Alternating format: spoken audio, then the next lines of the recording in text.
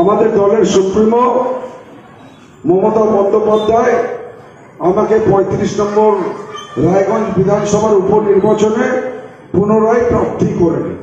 ৪ তারিখ যখন ভোটের নির্বাচন বেরিয়ে গেল, ৫ তারিখ মুখ্যমন্ত্রী আমাকে ফোন করেছিলেন, আমাকে বলেছিলেন, কৃষ্ণ তুমি হতাশ হবে না, আমি জানি তুমি কেন হেরেছ, কি কি কারণে। আমাকে ওই কারণগুলো বললেন, ওই কারণ আমি সর্বজনীন করব না, কিন্তু আমাকে একটা কথা বললেন যে আমি জানি তুমি খুব ভালো কাজ করেছো, তুমি মানুষের কাছে যাও, কেন মানুষ বোঝেনি সেই কাজটা তোমাকে বুঝিয়ে আসতে হবে, তোমাকে আবার জিতে আসতে হবে, তোমাকে আমার প্রয়োজন আছে। তো আমার বিধানসভার দাঁড়ানোর কোনো ইচ্ছা ছিল না, কিন্তু উনার কথা ফেলে দেওয়ার ওই সাহসটাও আমার নেই। যে হিসাবে আমাদের মানবিক মুখ্যমন্ত্রী মমতা বন্দ্যোপাধ্যায় উন্নয়নের বন্যা পুরো পশ্চিমবঙ্গে বইয়ে দিয়েছে,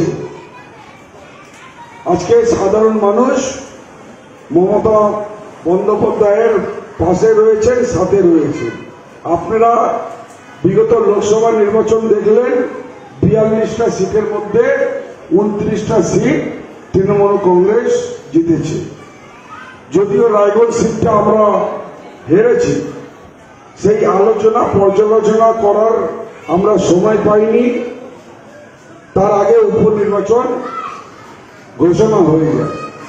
আর আমাদের দলের সুপ্রিমো মমতা বন্দ্যোপাধ্যায় আমাকে ৩৫ নম্বর রায়গঞ্জ বিধানসভার উপনির্বাচনে পুনরায় প্রার্থী করেন।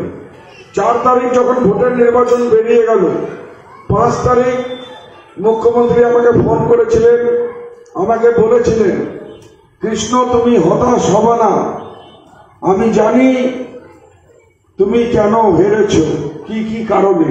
আমাকে ওই কারণগুলো বললেন, ওই কারণ আমি সর্বজনীন করব না, কিন্তু আমাকে একটা কথা বললেন যে আমি জানি তুমি খুব ভালো কাজ করেছো, তুমি মানুষের কাছে যাও, কেন মানুষ বোঝেনি সেই কাজটা তোমাকে বুঝিয়ে আসতে হবে, তোমাকে আবার জিতে আসতে হবে, তোমাকে আমার প্রয়োজন আছে।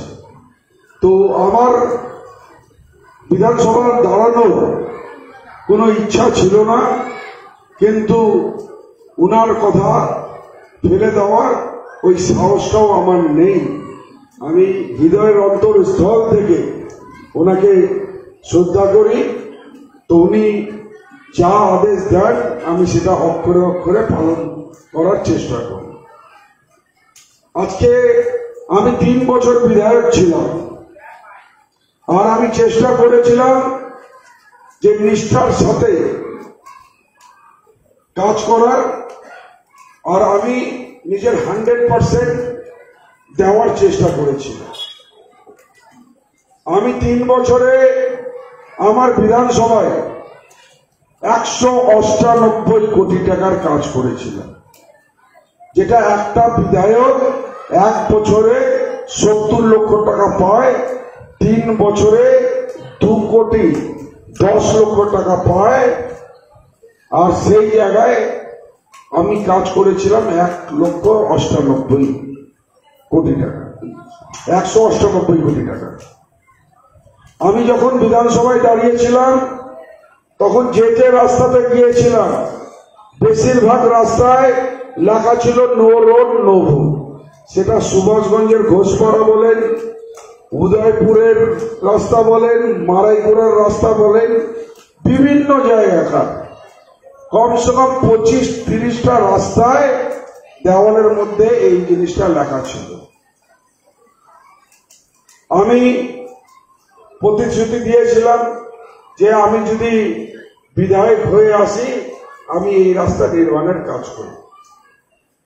তো আপনারা যেমন জানেন, ২০২১ সালে আমি বিজেপির সিম্বলে নির্বাচিত হয়ে আসছিলাম, ২০,০০০-এর উপর ভোটে বিজয়ী হয়েছিলাম। আর 7 মাস পরে আমি দল ত্যাগ করেছিলাম। তো আপনাদের মনের মধ্যে অনেকের আছে যে ইনি দল ত্যাগ করলো কেন। আমি যখন বিজেপি থেকে নির্বাচিত হয়ে আসি, আপনারা জানেন পশ্চিমবঙ্গের বিভিন্ন জায়গায় রাজনৈতিক পাড়া অনেক উত্তপ্ত ছিল, কিন্তু আপনারা দেখেন রায়গঞ্জে একটাও বিজেপি কর্মীর উপরে একটাও কোনো লাঠির বাড়ি পড়েনি, কোনো অত্যাচার হয়নি, কোনো ডরানো ধমকানো শাসানো হয়নি। কেননা প্রশাসনকে আমি চাপে রেখেছিলাম। আর বিজেপিতে যেদিন যতদিন ছিলাম নিষ্ঠার হয়ে ওই দলের প্রতি কাজ করেছিলাম। আমি পশ্চিমবঙ্গ বিজেপির মধ্যে একমাত্র বিধায়ক ছিলাম যে 7টা জয়েনিং তৃণমূল থেকে বিজেপিতে করিয়েছিল। 7,000 লোককে, কর্মীকে বিজেপি থেকে আমি তৃণমূলে যোগদান করাইছিলাম। আমি যোগদান করায় বিজেপিকে দলকে শক্তিশালী বানাচ্ছিলাম।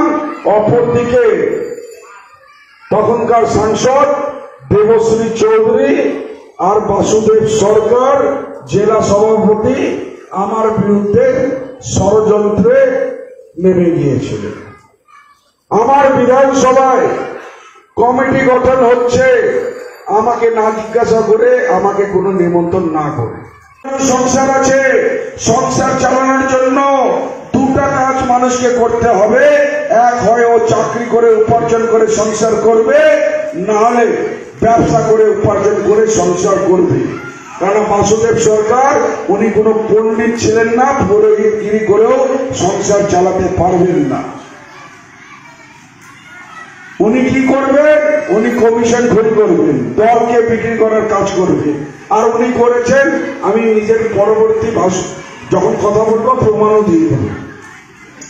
তো এইসব ব্যক্তির সাথে আমি রাজনীতি করতে পারবো না, আমি দলকে জানিয়ে দিয়েছিলাম। 1 মাস সময় চেয়েছিল। সময় দেওয়ার পর যখন দেখলাম তারা কোন রকম অ্যাকশন নেয়নি, 1 অক্টোবর 1 মাস পর আমার বিধায়ক কার্যালয়ে যেটা বিজেপির সাইনবোর্ড ছিল, সেই সাইনবোর্ডটা আমি নিচে নামিয়ে রাখে দিলাম। বিভিন্ন সাংবাদিকগণ আমার কাছে এলেন আর জিজ্ঞাসা করলেন, কৃষ্ণবাবু আপনি এই সাইনবোর্ডটা নামালেন কেন? আইলার সাইনবোর্ডটা একদিকে ঝুঁকে গিয়েছে, যে কোনো সময় অ্যাক্সিডেন্ট হতে পারে, নামিয়ে রাখলাম। যদি রিপেয়ার হয় তাহলে সেটা লাগিয়ে দিব, না হলে চেঞ্জ করে দিব। তো রিপেয়ার হয়নি।